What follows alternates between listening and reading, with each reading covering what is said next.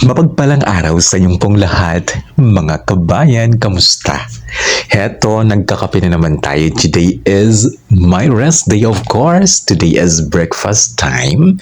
Ayun, nagtitimpla na po ako ng coffee kasi once a week lang po ako mga kabayan nagko-coffee. I really love coffee. Ito yung partner ko every time na mag-breakfast ako during my off. Yes, mga kabayan. So ngayon, ayan, hinahalo-halo ko ng aking one of my favorites, 3-in-1 coffee, ang Nescafe. Yan, perfect na perfect para i-partner sa aking breakfast. Hulaan niyo mga kabayan kung ano po ang aking food for today's breakfast. Ayan, so ngayon nagluto po ako ng masarap. Siyempre, masustansyang fried rice. Maraming bawang, maraming sibuyas, at saka may gulay. Yes, of course, hindi mawala yung carrots at saka spring onion leaves, mga kabayan. So, ito na. Ano pang hinihintay natin? Kakain na tayo. Samahan niyo po si Kabayan Jubel. Ang sarap ng ating food for today. Thank you, Lord, for all the blessings, mga kabayan, ha.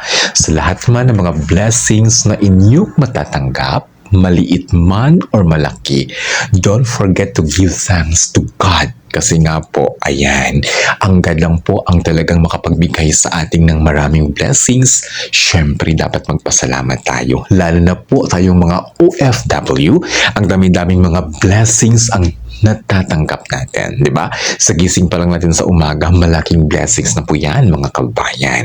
And of course, pasalamatan din natin ang ating, mga kinikita, ang mga binibigay ng Panginoon na blessing, syempre sa ating trabaho, na nakapagbigay po tayo ng blessings, nakapag-share po tayo ng blessings sa ibang tao, lalo na po sa ating family, nakakaipon tayo. Tama, mga kabayan. So don't forget to give thanks to God. Ayan, above all, yan po ang ating isipin araw-araw, lalo na po sa mga gandang nangyayari sa atin, even po sa mga challenging days, di ba? As an OFW, di ba? Nature na po ng trabaho natin na sometimes mahirap, sometimes nakaka-stress.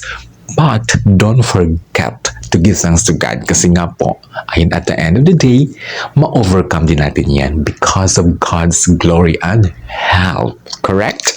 Ayan, so sa mga hindi pa kumakain dyan, mga kabayan, what are you waiting for? Samahan niyo si Kabayan Jubel. Yan, kain po tayo mga kabayan. Ingat po tayo palagi. I love you all.